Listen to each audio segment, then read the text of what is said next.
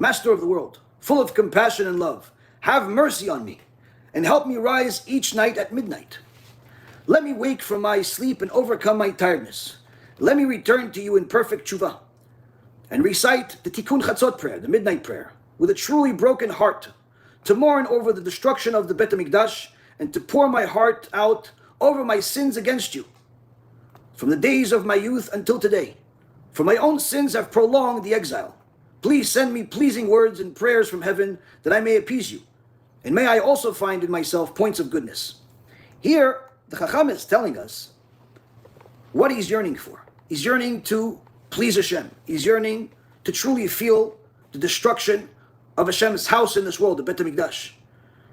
Now, even though he's a tzaddik, even though he's a Torah scholar, look at his attitude over his own ways. He's talking about his sins. He's talking about his flaws. And he realizes that every single Jew is responsible for another Jew. And therefore, every time you do a mitzvah, you help all of Am Yisrael. Every time you do a sin, you hurt all of Am Yisrael. It's not just you hurt you or you help you. Each mitzvah, as the Mishnah in Masechet Avot says, helps all of Am Yisrael. Each sin hurts all of Am Yisrael. And here he says, whatever sins he did in his level, which certainly is not the sins of somebody that is a newly Baal Tshuva, or someone even that's not a Torah scholar. The sins of the Torah scholars are very different than the sins of the average person. But nonetheless, he's saying his sins certainly are one of the reasons of why the exile has been prolonged. So here you see how the attitude of the Chachamim is so different than some of the heretics today that say that, foolish things like God needs you, and he's going to say, I'm sorry to you, and all types of other nonsense that they make up in order to please the public and become popular. Here he's one of the greatest Chachamim is telling you, whatever sin he made at any point in his life, even in his previous life, certainly hurt Am Yisrael. He wants to do tshuva for it. Now, that type of attitude, that type of humility, is a prerequisite to become a vessel in learning Torah. If a person wants to learn Torah, wants to be gifted the Torah that they're learning, and to understand what they're learning, to be able to have their soul connect to what they're learning, the more humility, the better the vessel. That humility starts with removing that arrogance of thinking that you are something special, or that you're entitled, that the world owes you something, or all types of other things that people have. Further, in the Sefer Tfilah Moshe, he writes this: Master of the world, which means, in English, Ribono shel Olam, we say it, or transliteration, should I say Hebrew. Master of the world, I tremble in fear to begin studying the Holy Torah. This is a prayer that he's saying before he learns Torah. For how can a mouth as blemished as mine speak words of the Holy Torah?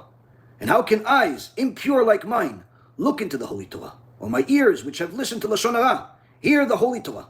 Or my mind, which has been sullied by forbidden thoughts, think about the Holy Torah? I fear that you will say to me, wicked man, why do you recount my statutes and mention my covenant with your mouth? For the offerings of the wicked are an abomination. I fear that I have lost hope in God, yet my heart tells me, why do you sleep? Rise and cry out to your God, for he longs to show mercy, and does not desire the death of the wicked, but only his return, that he may live. So already you see the attitude of the tzaddikim was a world away from your average person out there, where they did not view themselves like we view them. They didn't view themselves as tzaddikim. Why? Because they knew that the more Torah you know, the more details you know about the judgment, the more particular Hashem is going to be with you also. Now, this person's going to say, wait, so maybe it's worth it not to learn. No, because if you don't learn, then you'll just simply be wicked, and you have no hope whatsoever. The point being is that the tzaddikim knew more about Hashem, and the more you know about the glory of Hashem, the grandeur of Hashem, the holiness of Hashem, the kindness of Hashem, the literally endless good of Hashem, the more you realize how much in debt you are. How much you have to do, and even if you did, as the Chovot HaLevavot wrote 1,000 years ago, even if you took all of the deeds, all of the good that all of the tzaddikim have ever done, it would not be sufficient to pay back for a single moment of your life. In so many words, we can never pay back Hashem what He gives us every moment. But needless to say, that does not mean that we're not in debt. Just because the debt is big doesn't mean you can't pay anything. So what's the point? I'm not going to pay them anything. You may think that, but the bank doesn't. Say, listen, I know you owe us $1 billion. You don't have $1 billion to pay us, but at least give us the $100 you have. At least shows that you actually care. Same concept here. The Chachamim had a completely different attitude about their relationship between them and Hashem. They realized they were in debt, in severe debt. And that their actions that to the average person may seem like not even a big deal, that he looked there that he wasn't supposed to, and he touched there that he wasn't supposed to, and he ate that he wasn't supposed to, where the average person today says, come on, does God really care about all these small things? Apparently He does. Apparently He does. Because He says it in the Torah, and the tzaddikim literally cried about it on a daily basis. And that's what made them tzaddikim. The one that is considered a tzaddik is not because he's perfect, but rather because he knows his owner and he does everything and anything possible to serve his owner to the highest possible level. And it all begins with learning Torah.